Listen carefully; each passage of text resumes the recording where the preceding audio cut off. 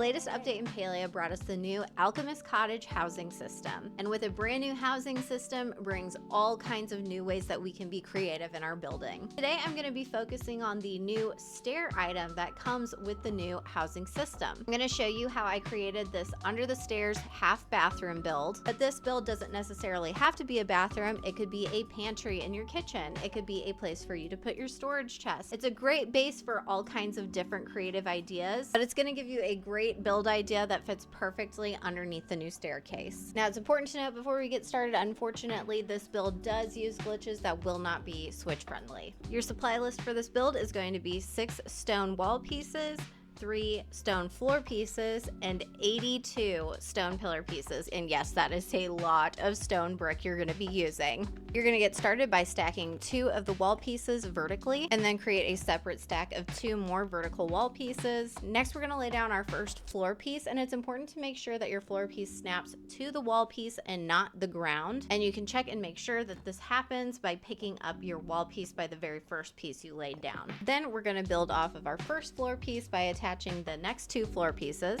And again, we're going to make sure that these pieces attach to the build and not onto the ground. And I'll keep it a buck with you. I know the builder's items could be extremely finicky and frustrating to work with. Just make sure that you're pointing the reticule at the edge of the item that you're trying to attach your new piece to, and it should attach together. Make sure you check everything again by picking up your very first wall piece, making sure everything is attached before you move on to the next step. Next, we're going to lay down our pillar pieces, and there is a specific order you need to lay these down in. Just trust me on this one. Go ahead and start laying down the pillars, but skip the very first grid space where a pillar would fit on the edge of this floor piece, and then go ahead and lay your pillars down all the way across. Then you can go back to that first gap and go ahead and fill it in with another pillar piece. Next, we're going to start our glitching, and this glitching is basically just to create angled walls that are going to fit in with the angle of the staircase. You're going to need a placeable item on your hotbar, and you're going to need to remember which number that item is assigned to. In my case, I'm using the pink Magi Dragon plush, and it is assigned to the number 2. You're going to pick up the last pillar on each edge of the wall that we created.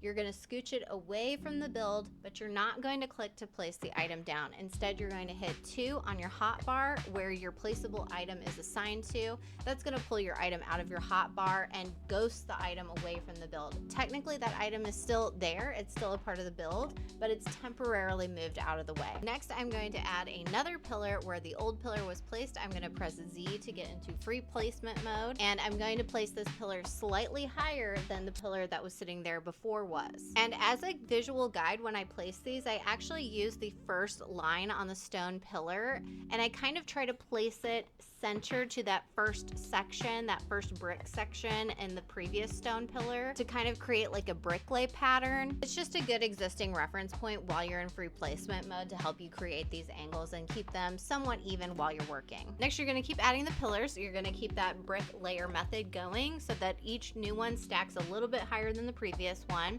And you're going to keep going until you have 9 pillars on each side. Next, we're going to get those first pillars to come back to our build, and we're going to do that by picking up the first wall piece that we placed, scooching our build around a little bit, and then placing it on the floor, and then those first pillars snap right back into place. Now we're going to go ahead and move this angled part of the wall away by picking it up by the first pillar that we placed on each side. Again, not placing it on the ground. We're going to move it away from the build and press 2 on our hotbar to pull out our placeable item to ghost these away from the build just temporarily. The next step is super easy. We're just going to add these pillars straight on from the first pillars that we placed.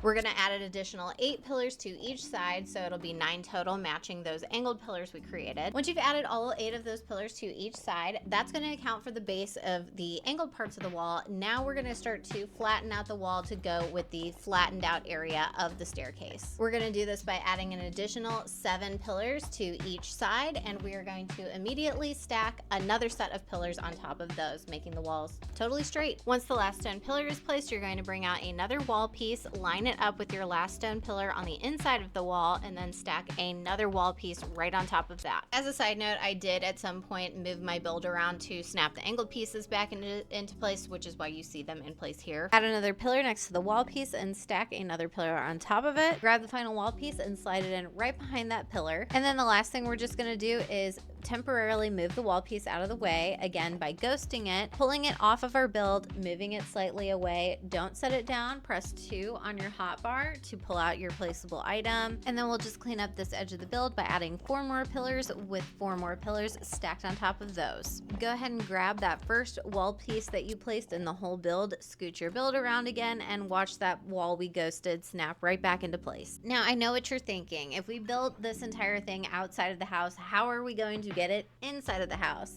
Well, my friend, let me show you. Grab your build by the first wall piece that you placed in it and drag it over to the nearest exterior wall to where you plan on placing your build inside. Next, we're going to separate the build by picking it up by the first floor piece that we placed down attached to our first wall piece. This is going to help us grab everything in the build except for the first wall section that we placed. Now we're going to drag it fairly far away, especially depending on how many other objects you might have in the way in your yard. You may need to take this further or kind of adjust where you place this. Ghost this part of your build again by pulling out a placeable item in your hotbar. Go back and grab your wall section, and as you can see, the rest of the build is ghosted off of this wall section. It is only temporarily detached. We're going to take the wall section inside, bring it to the corner of the under the stairs section. Press Z to get into free placement mode and get as close to the corner as you can.